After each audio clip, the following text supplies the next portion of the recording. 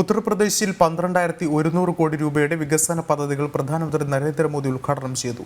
അടിമത്ത മനോഭാവത്തിൽ നിന്ന് പൂർണ്ണമായി മോചനം നേടാനുള്ള സമയമാണിതെന്നും പ്രധാനമന്ത്രി വ്യക്തമാക്കി. ലക്നൗ മുതൽ ഗോരഖ്പൂർ വരെയുള്ള വന്ദേ ഭാരത് എക്സ്പ്രസ് ട്രെയിനും അദ്ദേഹം ഫ്ളാഗ് ഓഫ് ചെയ്തു.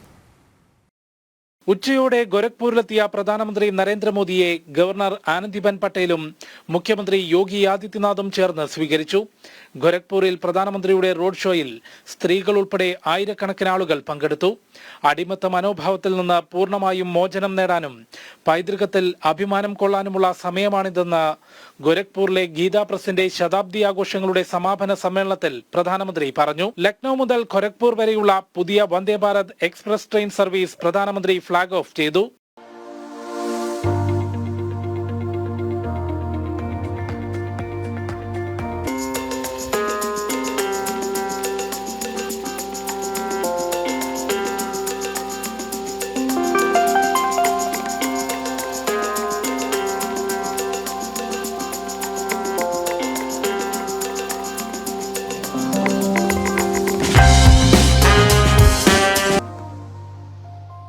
വൈകിട്ട് വാരണാസിയിലെത്തിയ നരേന്ദ്രമോദി വിവിധ കുടിവെള്ള പദ്ധതികൾ, ബനാറസ് ഹിന്ദു യൂണിവേഴ്സിറ്റിയിലെ നിർമ്മാണ പ്രവർത്തനം ഉൾപ്പെടെ 12,100 കോടി രൂപയുടെ വികസന പദ്ധതികൾക്ക് തുടക്കം കുറിച്ചു.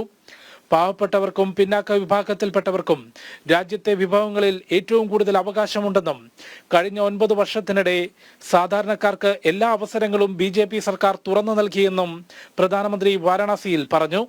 ജനം, ഡൽഹി.